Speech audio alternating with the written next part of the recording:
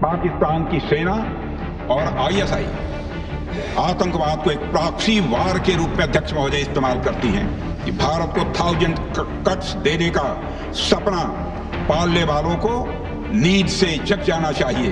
यह मोदी जी के नेतृत्व वाला नया भारत है जो आतंकवाद के खिलाफ किसी हद तक जाता है। अध्यक्ष महोदय, पाकिस्तान की वर्तमान स्थिति अब जग जाहिर है। जिस देश ने आतंक को अपनी विदेश नीति का औजार बना लिया वह अंततः अपने ही जाल में फंस जाता है। पाकिस्तान की नीति और चरित्र को लेकर कोई भ्रम नहीं रहना चाहिए। यह एक ऐसा देश है जो वैश्विक आतंकवाद की नर्सरी है और उन्होंने इसको अपनी स्टेट पॉलिसी का भी एक आधार बनाया हुआ है। अध्यक्ष महोदय, ऑपरेशन सिंदूर के दौरान पूरी दुनिया ने देखा है कि पाकिस्तान में सरकार आतंकवादियों के लिए स्टेट फ्यूनरल का इंतजाम कर रही है और सैन्य अधिकारी भी आतंकवादियों के जनाजे में भाग लेते हैं। यह वही देश है जो सीमा पर सैनिकों से लड़ने का साहस नहीं जुटा पाता, इसलिए निर्दोष नागरिकों, बच्चों और तीर्थयात्रियों को आतंकवाद का निशाना बनाता है। पाकिस्तान की सेना और आईएसआई आतंकवाद को एक प्रॉक्सी वार के रूप में अध्यक्ष महोदय इस्तेमाल करती हैं और उसके सहारे वे भारत को डिस्टेबलाइज करने का सपना देखती हैं। अध्यक्ष महोदय, मैं लोकतंत्र के मंदिर में खड़े होकर यह बात कह रहा हूं कि भारत को 1000 कट्स देने का सपना पालने वालों को नींद से जग जाना चाहिए। यह मोदी जी के नेतृत्व वाला नया भारत है जो आतंकवाद के खिलाफ किसी हद तक जाता है।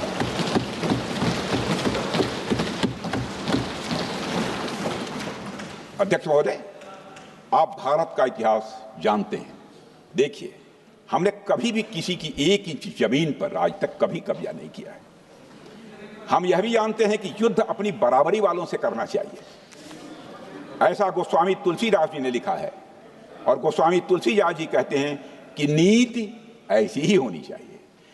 प्रीति और बैर बराबरी वाले से ही करनी चाहिए। शेर यदि मेढकों को मारे तो उसका बहुत अच्छा संदेश नहीं आता है अध्यक्ष महोदय।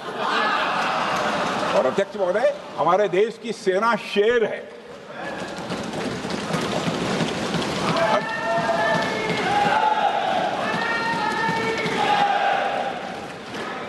अध्यक्ष महोदय, पाकिस्तान जैसा देश जो साइज, सामर्थ्य, शक्ति और समृद्धि में हमारे आसपास भी नहीं है, उस मुल्क से कैसा मुकाबला? जो मुल्क अपने अस्तित्व के लिए दूसरों पर आश्रित हो, उसके मुकाबले का मतलब है अपना स्तर कम करना। हमारी नीति है आतंकवाद के खिलाफ प्रभावी कार्रवाई करना। हमारा पाकिस्तान विरोध उनकी आतंकवाद की नीति के कारण है, इसलिए पाकिस्तान का हमारा विरोध है। अध्यक्ष महोदय, हम अगर शांति की आशा के लिए हाथ बढ़ाना जानते हैं तो अशांति फैलाने वाले हाथों को उखाड़ना भी जानते हैं। अध्यक्ष महोदय, अगर शांति के प्रयास करना हम जानते हैं तो दुष्टों को जो भाषा समझ में आए उसी भाषा में समझाना भी जानते हैं। सठे साक्ष्यम समाचरित, अर्थात दुष्ट के साथ दुष्टता का ही व्यवहार करना पड़ता है कभी कभी। अध्यक्ष महोदय, हमने भगवान कृष्ण से सीखा है कि शिशुपाल की 100 गलतियां माफ की जा सकती हैं, पर अंत में धर्म की रक्षा के लिए सुदर्शन चक्र उठाना ही पड़ता है। हमने पार्लियामेंट का अटैक सहा है अध्यक्ष महोदय, 2008 का मुंबई अटैक सहा है, झेला है, लेकिन अब हमने कह दिया है इनफ इज इनफ। अब हमने सुदर्शन चक्र उठा लिया है अध्यक्ष महोदय। अध्यक्ष महोदय, हमारी प्रवृत्ति भगवान राम और भगवान कृष्ण से प्रेरित है, जो हमें शौर्य भी सिखाती है और धैर्य भी सिखाती है।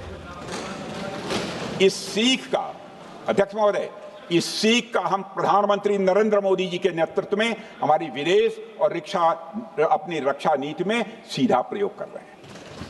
आज भारत पहले दोस्ती का हाथ बढ़ाता है, लेकिन अगर कोई देश धोखा दे तो उसकी कलाई भी मरोड़ना जानता है। अध्यक्ष महोदय, हमारी नीति स्पष्ट है कि हमने एक समय लाहौर बस यात्रा की भाषा में बात की थी, तो पाकिस्तान ने हमारी उस भाषा को नहीं समझा, तो अब हम उन्हें बालाकोट स्ट्राइक की भाषा में जवाब देंगे। अध्यक्ष महोदय, भारत के लिए शांति हमारी प्रायोरिटी है, हमारी प्राथमिकता है और हमारी शक्ति उसका आधार है। भारत के लिए शांति प्राथमिकता है और हमारी शक्ति उसका आधार है। यह शक्ति हमारे सामर्थ्य से पैदा हुई है अध्यक्ष महोदय, और यह सामर्थ्य पिछले 11 साल में कई गुना बढ़ गया है। मैं ये नहीं कहता हूं पहले नहीं था, पहले था, लेकिन अब कई गुना बढ़ गया है। आज भारत विश्व की चौथी सबसे बड़ी अर्थव्यवस्था है और अभी आई मॉर्गन स्टैनली के रिपोर्ट के मुताबिक 2028 तक विश्व की तीसरी सबसे बड़ी अर्थव्यवस्था बनने की ओर भारत चल चुका है। अध्यक्ष महोदय, आर्थिक उन्नति के साथ साथ भारत के रक्षा क्षेत्र में 2014 से उल्लेखनीय परिवर्तन, रिमार्केबल चेंज आया है। आज का भारत डिफेंस सेक्टर में आत्मनिर्भरता, सेल्फ रिलायंस और स्वदेशी उत्पादन की दिशा में तेजी से आगे बढ़ रहा है। अध्यक्ष महोदय, आज हम हर दृष्टि से समर्थ भी हैं और सक्षम भी हैं। अध्यक्ष महोदय, मैं सदन को यह भी जानकारी देना चाहता हूं, उसके बाद जब प्रश्न पूछा गया हमारे सारे चीफ से, सीडीएस से, डिफेंस सेक्रेटरी से, क्या ऑपरेशन के लिए तैयार हैं, क्षण भर की देर नहीं लगाई, सबने बोला यस सर। अध्यक्ष महोदय, ऑपरेशन सिंदूर हमारे सामर्थ्य का ही प्रतीक था, जिसमें हमने दिखा दिया कि अगर कोई हमारे नागरिकों को मारेगा तो भारत चुप नहीं बैठेगा। भारत की आत्मरक्षा के लिए हमारा राजनीतिक तंत्र और नेतृत्व बिना किसी दबाव के काम करेगा। हमारी मिसाइल फिजिकल सीमाएं लांघेंगी अध्यक्ष महोदय, और हमारे वीर सैनिक दुश्मन की कमर तोड़ेंगे। अध्यक्ष महोदय, हम आतंकवाद को उसके हर रूप और स्वरूप में पूरी तरह समाप्त करने के लिए पूरी तरह से प्रतिबद्ध हैं। और इस संदर्भ में हमें एक महत्वपूर्ण बात समझनी होगी, Pakistan sponsored terrorism is not random madness, there is a method in this madness. यह एक सुनियोजित रणनीति है, यह एक फंडामेंटल रेज है। अध्यक्ष महोदय, प्रसिद्ध लेखक वीएस नायपाल ने सही कहा था, पाकिस्तान में होना एक ऐसी अल्टरनेट और कंट्रास्टिंग रियलिटी है, where war is peace, freedom is slavery, ignorance is strength. यानी यहां युद्ध ही शांति है, गुलामी ही स्वतंत्रता है और जिहालत यानी अज्ञानता ही ताकत है। अध्यक्ष महोदय, इसलिए पाकिस्तान द्वारा प्रायोजित आतंकवाद कोई पागलपन नहीं है। पाकिस्तान द्वारा प्रायोजित आतंकवाद कोई पागलपन नहीं है, यह एक सोची समझी साजिश का हिस्सा है। यह एक ऐसी प्रक्रिया है जो आतंक को एक पॉलिटिकल टूल की तरह इस्तेमाल करती है। यह सिर्फ आतंकवाद नहीं, यह एक टूल किट है, एक ऐसा टूल किट जिसे पाकिस्तान की सेना और उसकी एजेंसियां एक नीति की तरह अपनाए हुए हैं। This toolkit is an opposition to civilized code of conduct that the rest of the world prefers to abide by। यानी यह टूल किट उस सिविलाइज्ड कोड ऑफ कंडक्ट के खिलाफ है जिसे दुनिया का हर जिम्मेदार देश मानता है। अध्यक्ष महोदय, यह एक कट्टरपंथी सोच की उपज है जिसमें सहिष्णुता के लिए कोई जगह नहीं। हमारा पाकिस्तान के साथ कोई सीमा का संघर्ष नहीं अध्यक्ष महोदय, बल्कि यह सभ्यता बनाम बर्बरता का संघर्ष है। सभ्यता बनाम बर्बरता का संघर्ष। पाकिस्तान के हुक्मरान जानते हैं कि उनके सैनिक युद्ध के मैदान में भारत से नहीं जीत सकते, इसलिए वे आतंक को पालते हैं, पालते ही नहीं उन्हें प्रशिक्षण देते हैं और फिर दुनिया के सामने खड़े होकर निर्दोष बनने की कोशिश करते हैं। अध्यक्ष महोदय, पाकिस्तान दोहरे मापदंड और झूठ की बुनियाद पर खड़ा हुआ एक ऐसा देश है जो जो अब फेल्ड स्टेट के तौर पर देखा जा रहा है। भारत ने ऑपरेशन सिंदूर के जरिए पूरी दुनिया को दिखा दिया है कि हम इस आतंकवाद के गंदे खेल को जड़ से समाप्त करने का संकल्प ले चुके हैं। अध्यक्ष महोदय, जब अटल जी प्रधानमंत्री थे तब पाकिस्तान के साथ कंपोजिट डायलॉग के लिए भारत की शर्त थी कि पाकिस्तान अपनी जमीन का प्रयोग भारत के खिलाफ टेररिज्म फैलाने के लिए नहीं करेगा। एक कंपोजिट डायलॉग के लिए भारत की शर्त थी, जिसे पाकिस्तान ने भी मान लिया था उसमें। लेकिन दुर्भाग्य से 2009 में शर्म शेख में तत्कालीन सरकार ने एक बड़ी भूल की, जब कंपोजिट डायलॉग प्रोसेस से पाकिस्तान प्रायोजित आतंकवाद को डीलिंक कर दिया गया। यानी बातचीत जारी रखने के लिए पाकिस्तान द्वारा अपनी जमीन को आतंकवाद के लिए प्रयोग न करने की शर्त को ही डाइल्यूट कर दिया गया। मैं मानता हूं यह भारत की स्ट्रेटेजिक पोजीशनिंग को कमजोर करने वाला एक कदम था। अध्यक्ष महोदय, ऐसी ही एक और गंभीर चूक तत्कालीन सरकार ने 2006 में हवाना में भी हुई थी, जब पाकिस्तान को आतंकवाद का विक्टिम माना गया और एक ज्वाइंट एंटी टेरर मैकेनिज्म बनाने पर सहमति भी हुई थी। 2006 की बात कर रहा हूं। अध्यक्ष महोदय, यह सोचने वाली बात है कि जो देश आतंक को पैदा करता है, उसे पालता है, उस देश को ही आतंक से पीड़ित मान लेना कितना बड़ा स्ट्रेटेजिक ब्लंडर है। अध्यक्ष महोदय, आतंकवाद के खिलाफ हमारी लड़ाई अब केवल सीमा पर नहीं है, बल्कि वैचारिक मोर्चों पर भी लड़ी जा रही है। इसी उद्देश्य से प्रधानमंत्री जी कई हाई लेवल डेलीगेशंस का गठन भी उन्होंने किया था, जिसमें हमारे लगभग अधिकांश दलों के सम्मानित सदस्य उसमें शामिल थे। उसमें विभिन्न राजनीतिक दलों के रिप्रेजेंटेटिव शामिल थे और सचमुच इस समिति ने वैश्विक मंचों पर जाकर भारत की बात बहुत ही प्रभावी तरीके से रखी और आतंकवाद के विरुद्ध वैश्विक समर्थन को उन्होंने मजबूत किया। अध्यक्ष महोदय, मैं उन सभी डेलीगेशन के सम्मानित सदस्यों के प्रति शीश झुकाकर आभार व्यक्त करना चाहता हूं, जिन्होंने भारत का आतंकवाद के खिलाफ स्टैंड तथा जीरो टॉलरेंस की पॉलिसी और ऑपरेशन सिंदूर के बारे में दुनिया के देशों को सही तरीके से अवगत कराया, प्रभावी तरीके से अवगत कराया। अध्यक्ष महोदय, ऑपरेशन सिंदूर को लेकर सर्वदलीय बैठक भी हुई।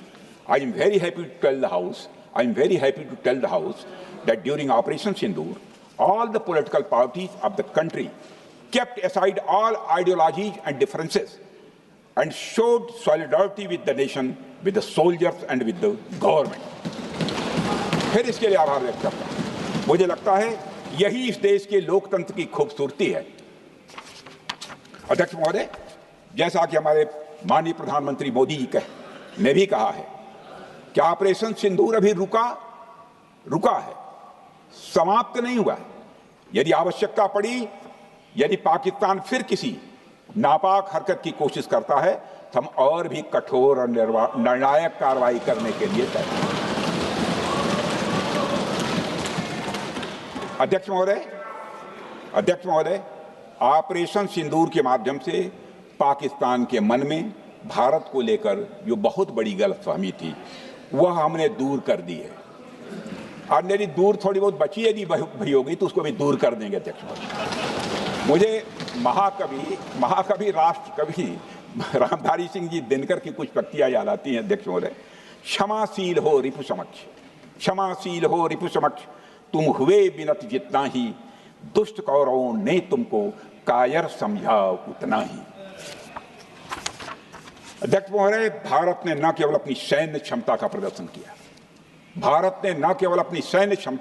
किया, बल्कि अपनी राष्ट्रीय दृढ़ता, नैतिकता और राजनीतिक कुशलता का भी परिचय दिया है। भारत अब किसी भी आतंकी हमले का निर्णायक और स्पष्ट उत्तर देगा। अध्यक्ष महोदय, हमने एक नई लक्ष्मण रेखा खींच ली है। अब आतंकवाद को आश्रय और समर्थन देने वालों को कोई शरण नहीं मिलेगी। और अध्यक्ष महोदय, भारत किसी भी तरह के न्यूक्लियर ब्लैकमेलिंग या दबावों के आगे अब झुकने वाला नहीं है।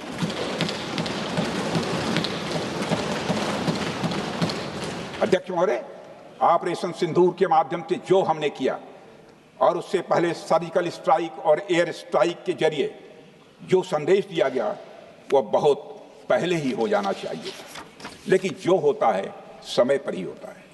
अध्यक्ष महोदय, हमारी सरकार ने आतंकवाद के खिलाफ हमारी जीरो टॉलरेंस की नीति को दुनिया के हर मंच पर पूरी तरह से स्पष्ट कर दिया है और हम उस पर कोई समझौता किसी भी सूरत में नहीं करने वाले।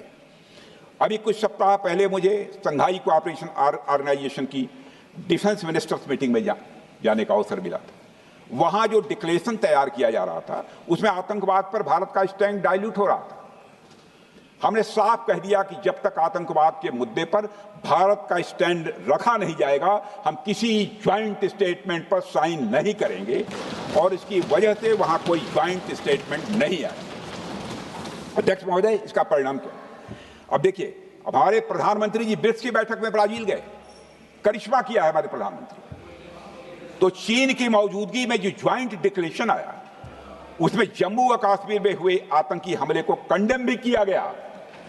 यह प्रधानमंत्री ने करिश्मा करके दिखाया, यानी भारत की बात अंततः मानी गई और यह ब्रिक्स सम्मेलन के इतिहास में पहली बार हुआ जब जम्मू एवं कश्मीर में हुए किसी आतंकी घटना को खुलकर कंडेम किया गया।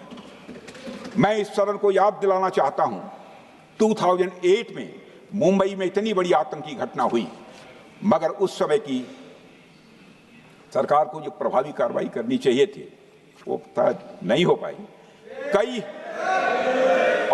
लेकिन उसमें सबसे दुखद और आश्चर्य की बात है, कई वर्ल्ड फोरम, इंटरनेशनल फोरम पर जो उसका कंडेमनेशन होना चाहिए, जो उसकी निंदा की जानी चाहिए, वह भी जितना होना चाहिए नहीं हो पाया। अध्यक्ष, यदि आप उस घटना के बाद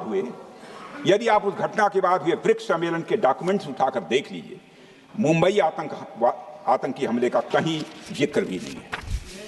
और अध्यक्ष महोदय, जब केंद्र में प्रधानमंत्री मोदी जी के नेतृत्व में सरकार बनी तब जाकर कहीं के हालात कुछ बदलने शुरू हुए और साल 2017 में हुए ब्रिक्स सम्मेलन में पहली बार 2017 में हुए ब्रिक्स सम्मेलन में पहली बार आतंकवाद से लश्कर और जैश जैसे आतंकवादी संगठनों को जोड़ा गया।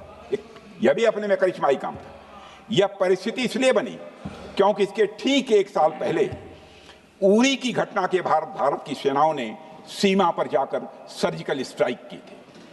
हमने दुनिया को बताया कि आतंकवाद के खिलाफ हम सरहद के इस पार भी मारेंगे और जरूरत पड़ी तो आतंकियों के घर में घुसकर भी मारेंगे। यह बदलाव प्रधानमंत्री मोदी जी के नेतृत्व में आया।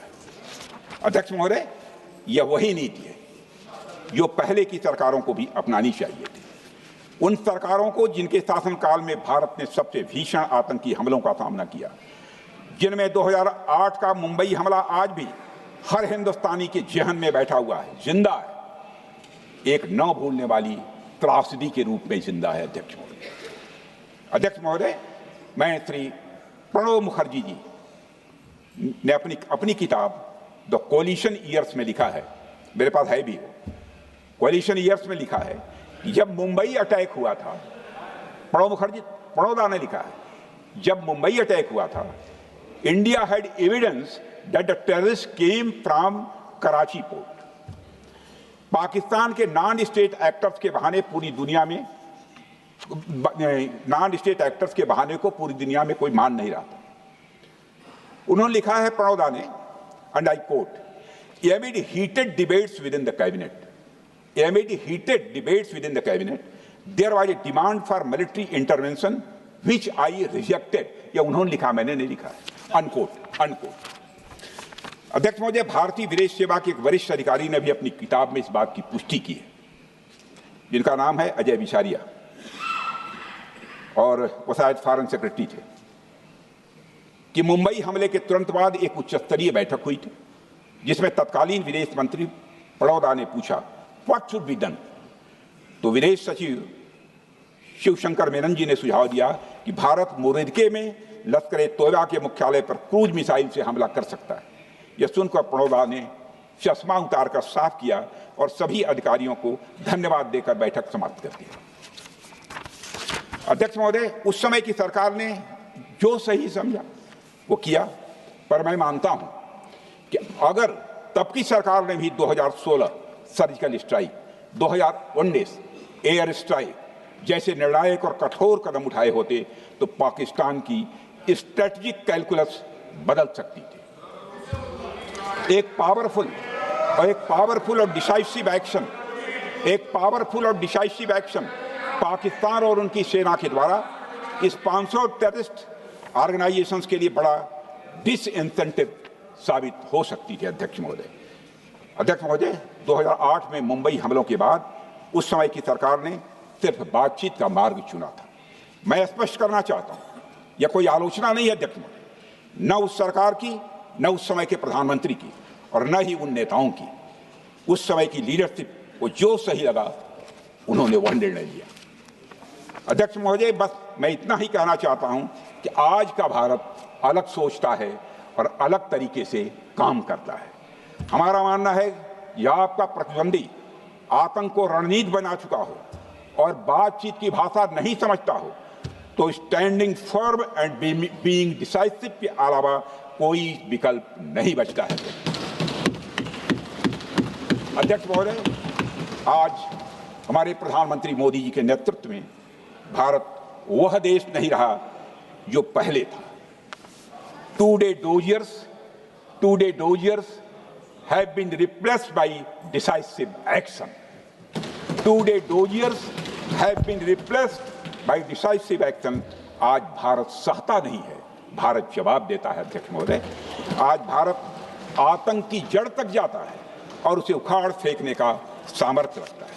अध्यक्ष महोदय, मैं इस सदन को और देश की जनता को यह विश्वास दिलाना चाहता हूं कि हमारी सरकार, हमारी सेनाएं और हमारी लोकतांत्रिक संस्थाएं सब मिलकर, हम और ये सारे लोग सभी मिलकर देश की एकता, अखंडता और सुरक्षा के लिए जो भी कदम उठाना आवश्यक होगा वह कदम उठाएंगे और उसके प्रति हम पूरी तरह से कमिटेड हैं।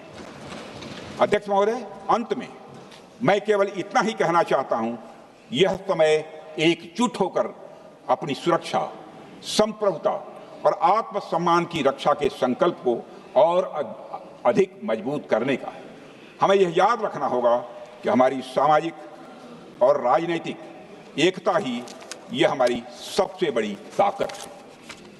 अध्यक्ष महोदय, आतंकवाद को समर्थन देने वालों को यह स्पष्ट संदेश चला गया है कि भारत अपनी मातृभूमि की रक्षा के लिए पूरी तरह से संकल्पबद्ध है। आइए हम सभी दलगत भाव से ऊपर उठकर संगवरध्वम के मंत्र से प्रेरणा लेकर एक साथ खड़े हो जाएं और हम इस राष्ट्रीय संकल्प को मजबूत करें। यही हम सबका राष्ट्रीय दायित्व है। और इन्हीं शब्दों के साथ अध्यक्ष महोदय, आपने मुझे विचार रखने का अवसर दिया, आपके प्रति आभार व्यक्त करते हुए और अपने सभी सम्मानित सदस्यों के प्रति धन्यवाद व्यक्त करते हुए अपना निवेदन समाप्त करता हूँ। सबने शांतिपूर्वक बात की।